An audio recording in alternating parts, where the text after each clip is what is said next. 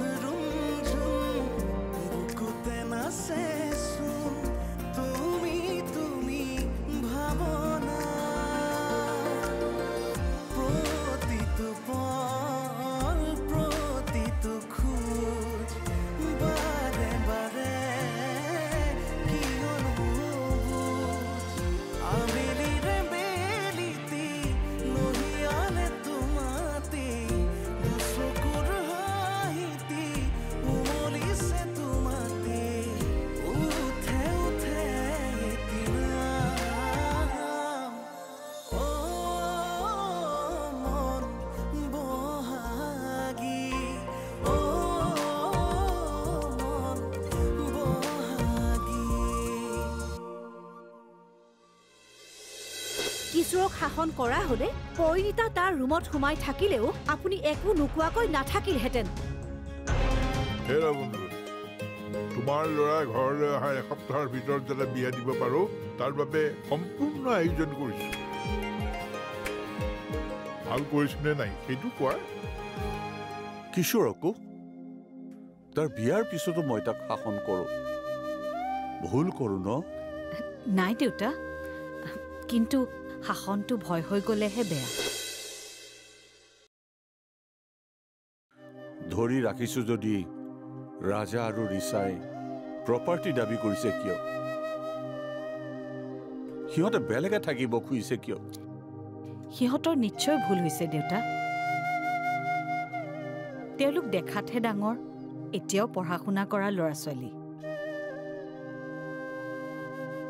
জীৱনটোৰ বিষয়ে একো বুজা হোৱাই নাই। বুজা হোৱালে যদি সিহঁত শেষ হৈ যায়, এই ঘৰখন যদি শেষ হৈ যায়? নাযায় দেউতা। তোমাৰ বিশ্বাস আছে? দৃঢ় বিশ্বাস।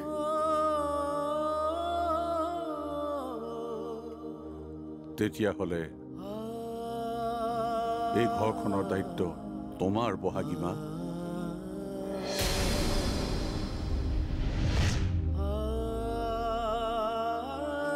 এই ঘৰখনক ঘৰ কৰি ৰখাৰ দায়িত্ব আজিৰ পৰা তোমাৰ। এই ঘৰখনক ঘৰ কৰি ৰখাৰ দায়িত্ব আজিৰ পৰা তোমাৰ।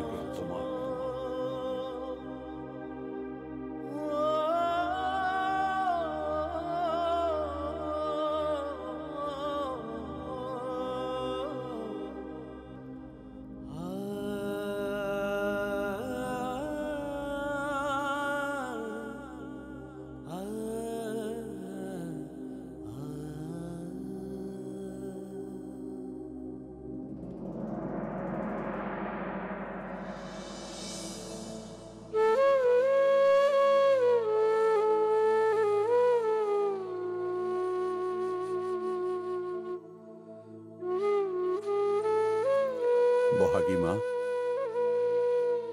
তুমিয়েই মোৰ শেষ ভৰসা। মোৰ ভৰসাটো ৰাখিবা। দেউতা মই যে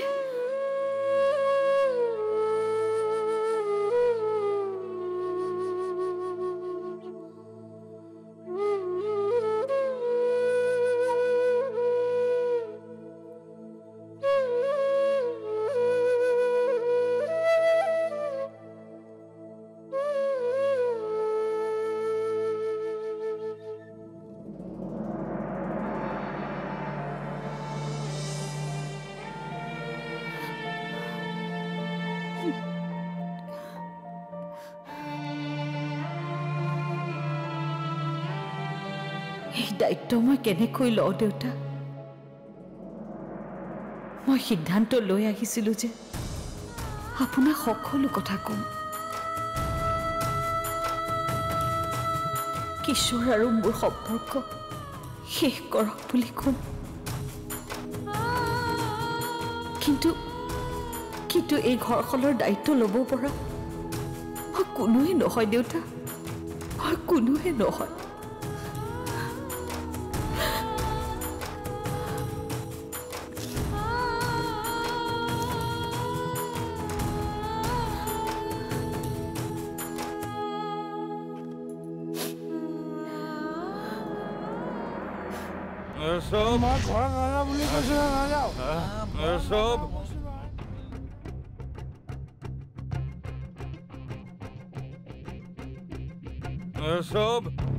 সব মিছা।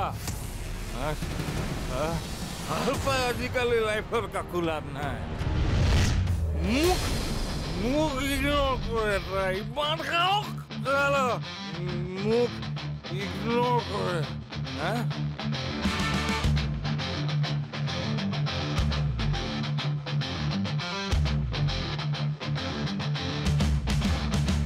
এঘাৰ তাৰিখে অংকলহঁতক তুমি আহিবা। চাইলম চবকে চাইলম মই। মোক গাদ্দাৰি কৰ চালা।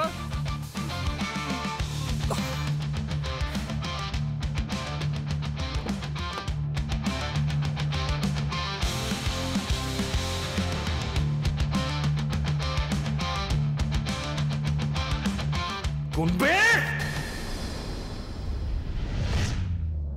কল্লুল তই?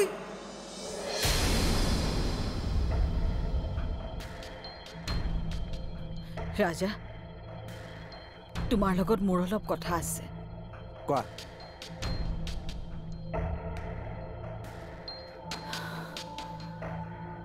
দেউতাই বৰ কষ্ট পাইছে। আচ্ছা, তুমি আছাই দেখোন পেইনকিলাৰ। কষ্ট নাইকিয়া কৰি দিয়া। Okay bye Kallol, bye bye. অভদ্ৰামি কৰিছা কিয় কল্লুল? হাত এৰা। মোৰ টকাখিনি দিয়ক। টকা? মই ইনভেষ্ট কৰা ৪৫ লাখ টকা। আৰে ভাই, মূৰ্খৰ দৰে কথা কিয় কৈছা? সেয়া টকা ইনভেষ্ট হৈ আছে আৰু তেনেকে টকা ওলাব নোৱাৰি নহয়। আৰু প্ৰথম মাহৰ প্ৰফিট দেখোন মই তোমাক দিছোৱে। মোক প্ৰফিট নালাগে, মোক মোৰ ৪৫ লাখ টকা লাগে। সোনকালে দিয়ক। চোৱা কল্লু, তুমি ভুল বুজিছা। তোমাৰ টকা মই শ্বেয়াৰত ইনভেষ্ট কৰিছো, অলৰেডি ইনভেষ্টেড। আৰু কি শ্বেয়াৰ কিনিছো সেয়া দেখোন তুমি দেখিছা। সলিড ৰিটাৰ্ণ দিব, সলিড। ৰাজা, এইখন ঘৰ তোমালোকৰ। চহৰৰ মাজত এখন ঘৰ থাকোঁতে আৰু এখন ঘৰ তোমাক কিয় লাগে? এইখন ঘৰত আমি কোনেও নিবিচৰা মানুহ এগৰাকী থাকে। কাৰ কথা কৈছো বুজিছাই চাগে। সেইজনী মানুহ এইখন ঘৰৰ পৰা গুচি গ'লে ঘৰ নভঙাকে থাকে, নহ'লে বাছ।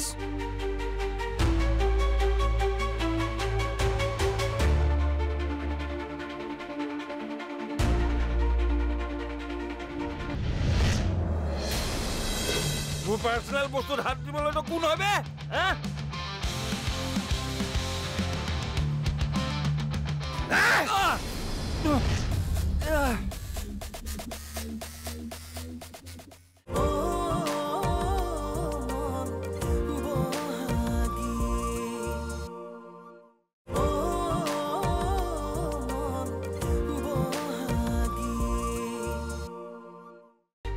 বাছ।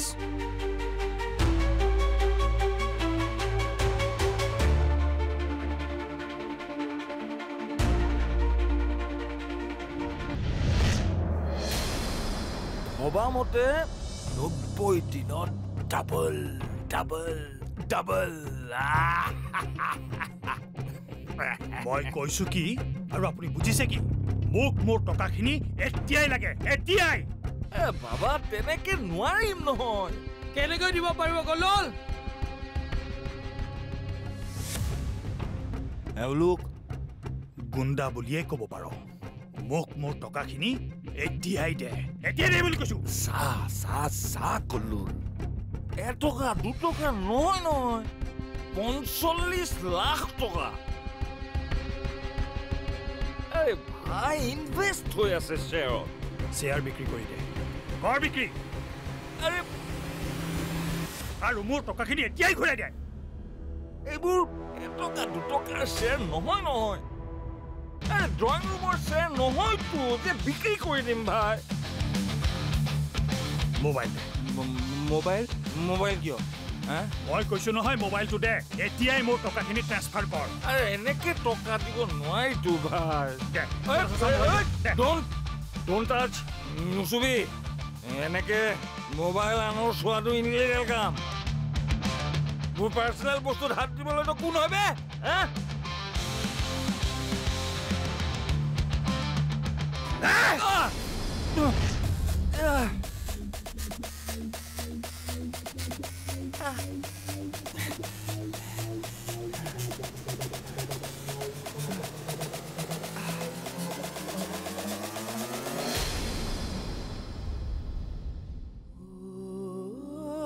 এই ঘৰখন যদি শেষ হৈ যায় নাযায় দেউতা তোমাৰ বিশ্বাস আছে দৃঢ় বিশ্বাস তেতিয়াহ'লে এই ঘৰখনৰ দায়িত্ব তোমাৰ বহাগীমা এই ঘৰখনক ঘৰ কৰি ৰখাৰ দায়িত্ব আজিৰ পৰা তোমাৰ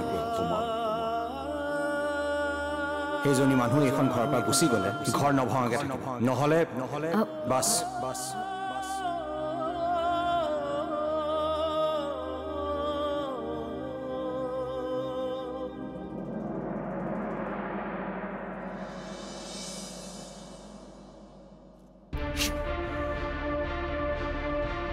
ৰাজা ৰিচাৰ ফোনটো অফ হৈ আছে তই তাইক লগ পাইছিলি পাইছিলোঁ ক'ত আছে তাই এই লগৰ কোনোবা ছোৱালী এটা থাকিম বুলি কৈছে লগৰ ছোৱালীৰ ঘৰত কোন লগৰ ছোৱালী এই কিবা নাম কৈছিলে মই পাহৰিলোঁ প্লিজ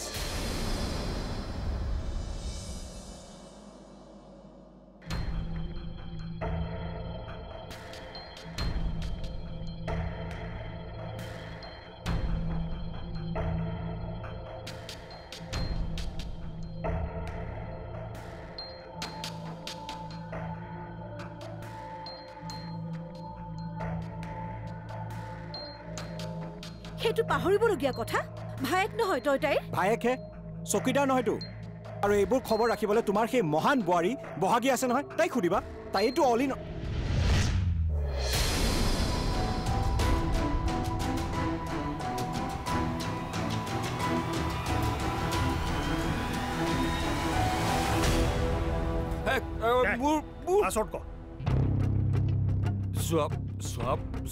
কলুল আৰে অলপ ধৈৰ্য ধৰাচোন চোৱা এমাহৰ পাছত চব ৰিটাৰ্ণ হৈ যাব তোমাৰো প্ৰফিট হ'ব মোৰো প্ৰফিট হ'ব এতিয়া শ্বেয়াৰ বিক্ৰী কৰিলে মোৰ লছ হ'ব আৰু তোক পুলিচে এৰেষ্ট কৰিলে মই ঘটিটো পাম হা আৰে নকৰেতো পুলিচে এৰেষ্ট কিয় কৰিব এফালৰ পৰা চবকে এৰেষ্ট কৰিব হা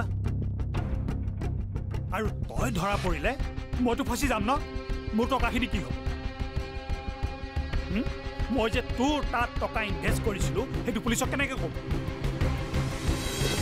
দেউতাক বহাগীৰ নাম লৈ ইমান মেণ্টেলি টৰ্চাৰ কৰিম যে দেউতাই নিজে বহাগীক এখন ঘৰৰ পৰা উলিয়াই দিব দাদাইতো ভাল নাপায় গতিকে দেউতাই উলিয়াই দিয়াৰ বাবে দাদাই আৰু ভালহে পাব কিশোৰে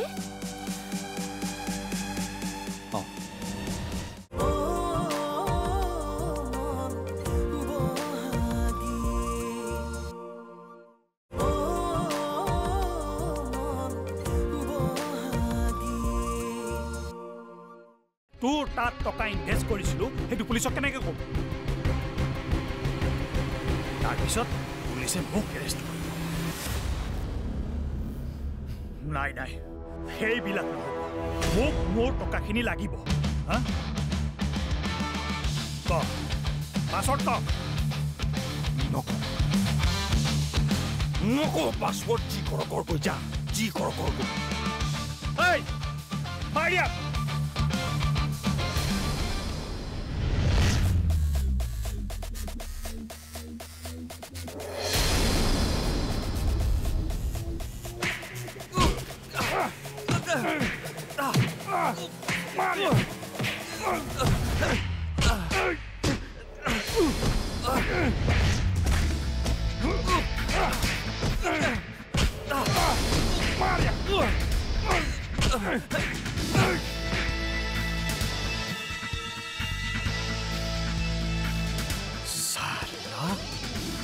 মোৰ লগত জেং কৰিবলৈ আহিছ তোৰ পৰাতো মই টকা উলিয়াইহে এৰিম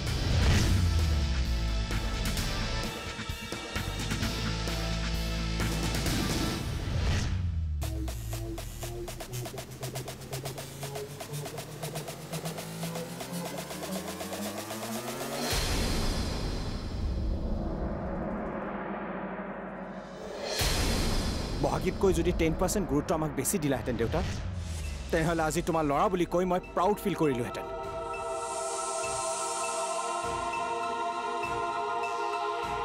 কিন্তু এতিয়া লাজ লাগে আৰে লগৰবোৰে বহাগীতৰ নবৌ বুলি কৈ মোক জোকায় সিহঁতে কয় যদি বহাগীতৰ নবৌ তেনেহ'লে তই ৰাজা হৰিশ্চন্দ্ৰ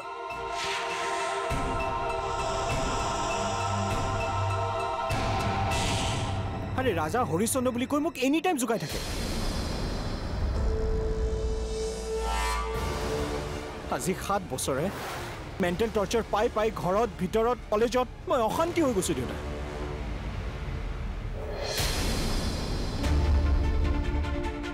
আৰু ঘৰৰ কথাটো কৈ লাভেই নাই তুমি চাবুকডাল লৈ থিয় হৈ থাকা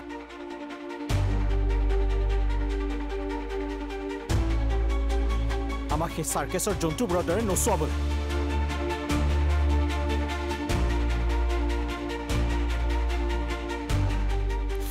তুমি এখন ঘৰৰ মালিকহে দেউতা নহয় আৰু কেতিয়াও হ'ব নোৱাৰা তুমি ৰাজা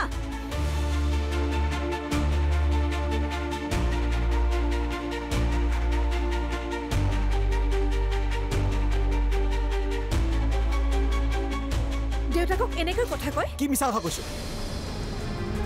মা আমাৰ ভাল যদি তুমি বিচৰা তেনেহ'লে দেউতাৰ পিছে পিছে নাযাবা এইফালে শুনা কি দেউতাৰ লগত মই মাইণ্ড গেম এটা খেলি আছো আৰু খেল মাইণ্ড গেম দেউতাক বহাগীৰ নাম লৈ লৈ ইমান মেণ্টেলি টৰ্চাৰ কৰিম যে দেউতাই নিজে বহাগীক এখন ঘৰৰ পৰা উলিয়াই দিব দাদাইতো ভাল নাপায় গতিকে দেউতাই উলিয়াই দিয়াৰ বাবে দাদাই আৰু ভালহে পাব কিশোৰে